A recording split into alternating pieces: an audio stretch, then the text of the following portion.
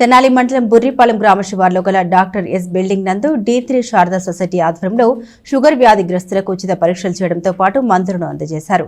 Society వ్యవస్థాపక అధ్యక్షురాలు doctor Sharada రోగులకు పరీక్షలు నిర్వహించారు. D3 శారదా సొసైటీ ఆధ్వర్యంలో ప్రతి నెల చివరి ఆదివారం బుర్రిపాలెం రోడ్లోని డాక్టర్ ఎస్ బిల్డింగ్ నందు ప్రముఖ గైనకాలజిస్ట్ డాక్టర్ డి శారదా నేతృత్వంలో దీర్ఘకాలిక వ్యాధులకు ఉచితంగా పరీక్షలు నిర్వహించి మందులను అందిస్తున్న నేపథ్యంలో ఈ ఆదివారం జరిగిన వైద్య శిబిరంలో 200 మంది రోగులు వివిధ వ్యాధులపై వైద్య పరీక్షలు చేయించుకున్నారు. బీపీ, షుగర్, ఈసీజీ వంటి పరీక్షలతో పాటు దీర్ఘకాలిక అనారోగ్యంతో బాధపడుతున్న వారిని గుర్తించి వారికి వైద్య సేవలను డాక్టర్ డి శారదా అందించారు. అంతేకాక వ్యాధులు రాకుండా తీసుకోవాల్సిన జాగ్రత్తలు, వ్యాధిగ్రస్తులకు వారి జీవన విధానంలో మార్పు ఏ విధంగా ఉండాలి, ఆహార నియమాలు ఎలా పాటించాలి అనే అంశాలపై డాక్టర్ శారదా వివరించారు. ఈ కార్యక్రమానికి 20 మంది వాలంటీర్లు తమ సేవలను అందించారు.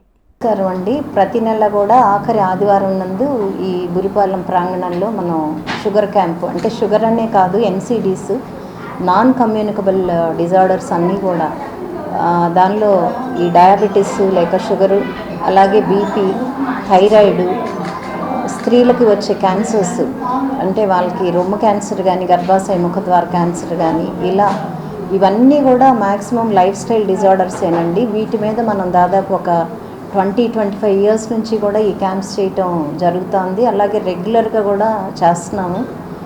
మరి ఇంత చేస్తున్నా సరే హెల్త్ ఎడ్యుకేషను, అంటే వారు తీసుకోవాల్సింది సెల్ఫ్ కేర్ టెక్నిక్స్ అనేది చాలా తక్కువగా వాళ్ళు స్వీకరిస్తున్నారు. మనం ఎన్ని చెప్పినా సరే మందులు తీసుకుని వెళ్ళటం అలవాటు పడుతున్నారు, లేకపోతే తొందరగా తగ్గిపోవాలి, హడావుడి పట్టడం తప్పితే వాళ్ళు ప్రశాంతంగా మనం చెప్పింది విని వాళ్ళు నిత్య జీవితంలో వాళ్ళు అడాప్ట్ చేసుకునే వాటి దగ్గర మాత్రం చాలా ఇనర్షియా ఉంటుంది.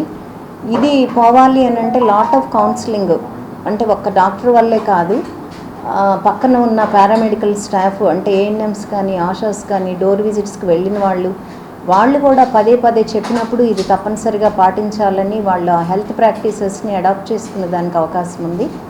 ఈరోజు ప్రత్యేకించి మేము అంటే రేపల్లి నుంచి అట్లా దూర ప్రాంతాల నుంచి వచ్చిన వాళ్ళకి 400-500 బ్లడ్ షుగర్స్ ఆల్రెడీ వాళ్ళు మందులు వాడుతూనే ఉన్నా సరే మరి అంతంత షుగర్స్ ఉన్నాయి అని అంటే వాళ్ళకి ఇప్పటిదాకా డైట్ గురించి కానీ ఎక్సర్సైజ్ గురించి కానీ వాళ్ళు నిత్యం వండుకునే విధానం కానీ ఏమీ తెలియక వాళ్ళు ఇబ్బంది పడటం జరుగుతుంది.